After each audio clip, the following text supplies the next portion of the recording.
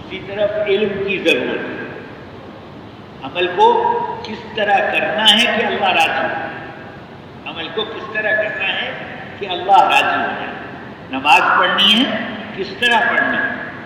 نماز پڑھی اور جیسے اللہ راضی ہوتے ہیں ویسے نہ پڑھی تو پھر یہ بات بنے گی نہیں۔ نماز ویسی پڑھی جائے جس سے جیسی نماز پڑھنے سے اللہ راضی ہوتے ہیں، ایسی نماز پڑھی جائے۔ اس ایسی نماز بنانے کے لیے مسلسل محنت کی جائے۔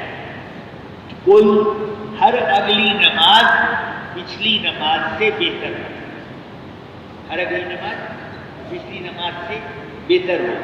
اس لیے جاننے والوں نے یہ کہا، عارفین نے یہ کہا کہ جس آدمی کی دو نمازیں ایک جیسی ہیں وہ خسارے میں ہے۔ جس آدمی کی دو نمازیں ایک جیسی ہیں، حضور نے کیا فرمایا؟ حضور نے فرمایا نماز ایسی پڑھو جیسی مجھے پڑھتے ہوئے دیکھتے ہو۔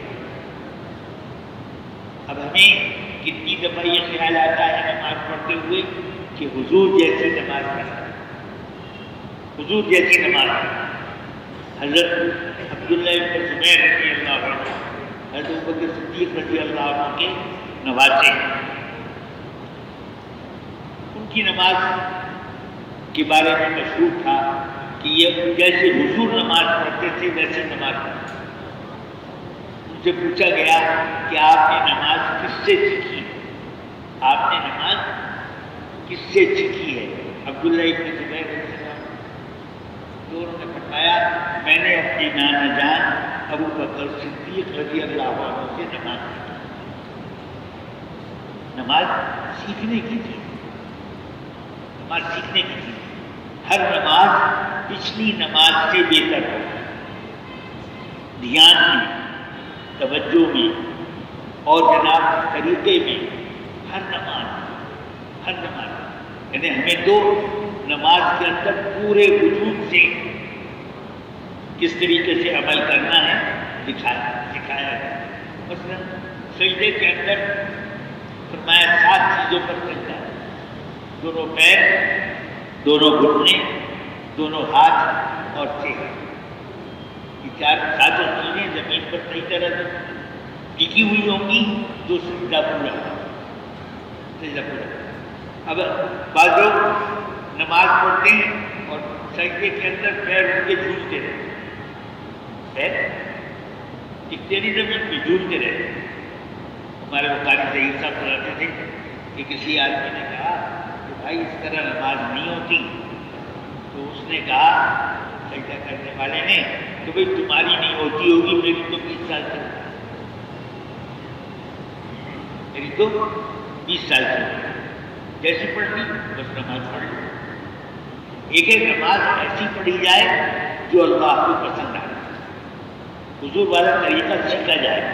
اور حضور والا طریقہ سیکھنے کے لیے محترم بھائیوں اور دوستوں، کوئی اس دنیا کے اندر آدمی ساری زندگی لگا دے کہ ایک حضور والا سجدہ مجھے آ جائے، حضور والا سجدہ مجھے آ جائے، تو اس کو اپنی زندگی ناکافی مانے۔ ساری زندگی بھی لگا رہے کہ حضور والا سجدہ مجھے آ جائے، تو اس کو اپنی زندگی بھی ناکافی مانے۔ حضور صلی اللہ علیہ وسلم نے ہر عمل کو اتنے اعلیٰ معیار پر، آپ کا سجدہ بھی اعلیٰ، آپ کا قیام بھی اعلیٰ، آپ کا رکوع بھی اعلیٰ، آپ کی تکبیر بھی اعلیٰ۔ جیسے آپ تکبیر کہیے ویسی تکبیر ہمیں کہنی آ جائے تو آدمی کو زندگی بھر کوشش میں لگا رہے تو یہ زندگی ناکافی مانے، زندگی ناکافی مانے۔ حضور صلی اللہ علیہ وسلم والی نماز پڑھنا، نماز کے اندر اگر سارے وجود سے حکموں کی پابندی کرنی آ گئی تو پھر نماز سے باہر بھی حکموں کی پابندی کر سکے۔ جیسے مشین کو پہلے خالی چلا کر، ہوائی جہاز کو خالی اڑا کر دیکھیں گے، اگر خالی اڑے گا تو سواریاں لے کر بھی اڑ جائے گا، اگر خالی نہیں اڑتا تو سواریاں لے کے کیسے اڑے گا؟ یہ ہمارے جسم کی مشین ہر چیز سے خالی ہو کر اللہ اکبر دونوں ہاتھ سامنے کی طرف کر کے اور کانوں کا ہاتھ اٹھا کر اللہ اکبر کہہ کے نیت باندھی، ساری دنیا سے بری ہو، ہاتھ کے دونوں ہاتھ اٹھانے بری ہونے کے لیے، ساری دنیا سے بری ہو گئے، اللہ کی طرف رخ کر لیا۔ اب یہ جو اللہ اکبر کہہ کے نیت باندھی، اب اس نماز میں مخلوق میں مشغول ہیں یا خالق میں؟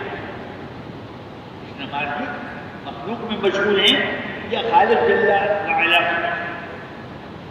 تو نماز ہماری اگر شروع سے لے کے آخر تک حضور صلی اللہ علیہ وسلم کے طریقے کے مطابق ہوتی چلی جائے، کسی وقت میں ایسا نہیں ہوگا کہ حضور کے طریقے کے مطابق ہو جائے، ترقی ہوتی رہے، ترقی حضور کی نماز وہ حضور کی نماز، ساری زندگی بھی لگے رہیں تو اس کو تو نہیں پہنچیں گے، لیکن ترقی ہوتی رہے۔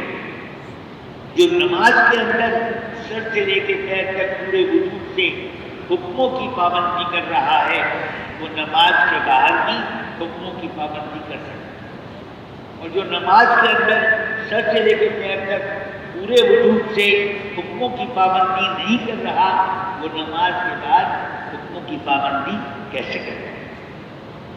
کیسے کرے؟ نماز کے اندر حضور صلی اللہ علیہ وسلم کے طریقے کو، اچھا نماز ایسی چیز ہے، نماز ایسی چیز ہے کہ سیکھی جائے گی ساری بات۔ دیکھیے روزہ رکھ کے روزے کے مسائل سیکھ سکتے ہیں، حج کرتے ہوئے حج کے مسائل سیکھ سکتے ہیں، روزہ رکھ کر کھا نہیں سکتے، کھانے کا سامان خرید سکتے، بیچ سکتے، پکا سکتے، دے سکتے، تقسیم کر سکتے۔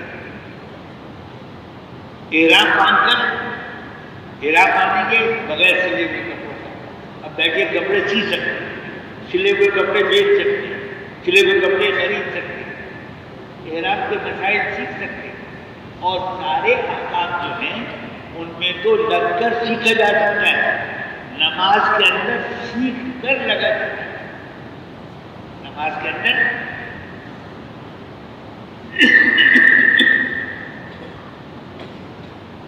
نماز کے اندر سیکھ کر لگا جاتا ہے۔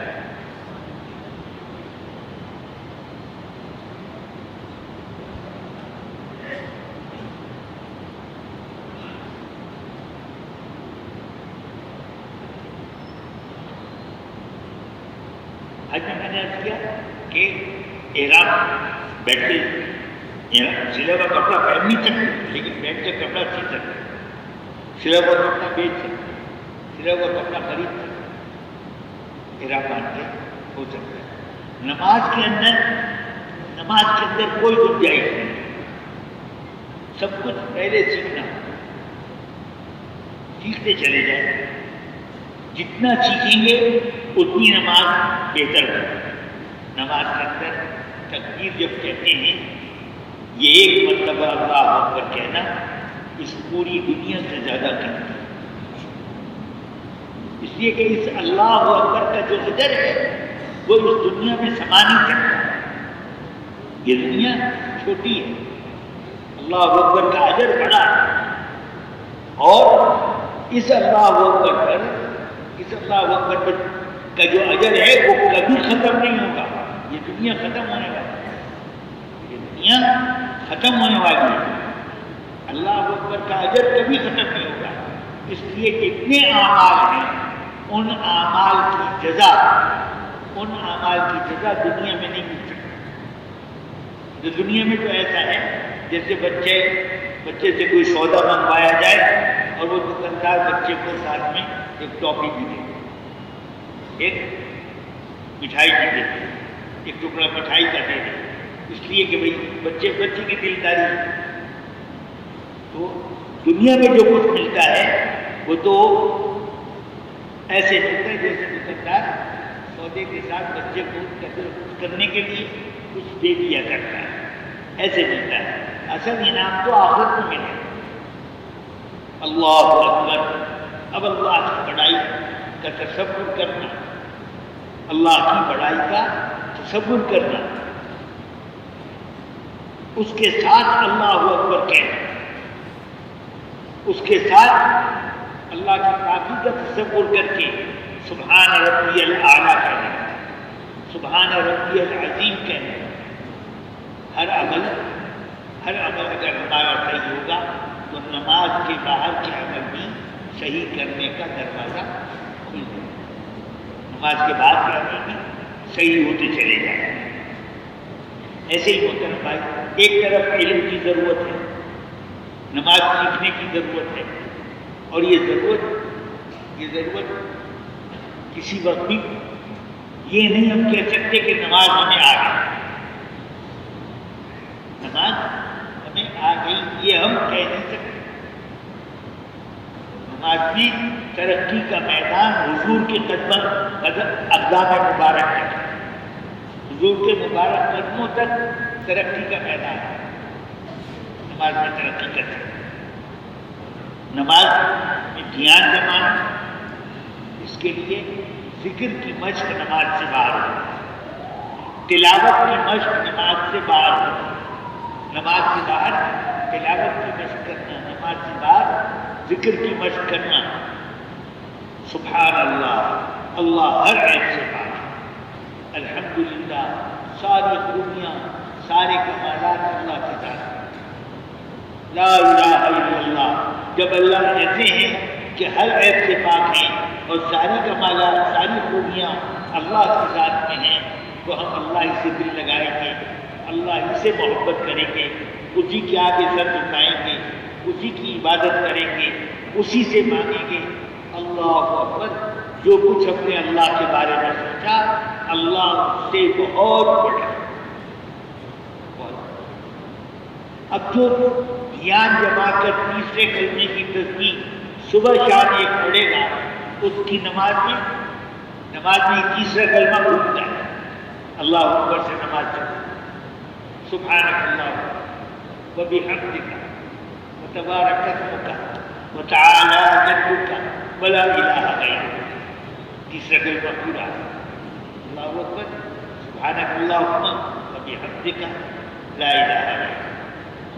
اس کے بعد سورہ فاتحہ، رکوع میں جائیں گے اللہ اکبر کہیں گے، سبحان ربی العظیم، پھر سجدے رکوع سے سر اٹھائیں گے، سمع اللہ لمن حمدہ، اور اذکار تو اور بھی بہت سے ہیں، ہمارے یہاں تو وہ بالکل جو سنت میں مختصر ترین درجہ ہے وہ اختیار کیا جاتا ہے، اور ائمہ کے لیے مناسب اسی کو بتاتے ہیں، کیونکہ نماز کے اندر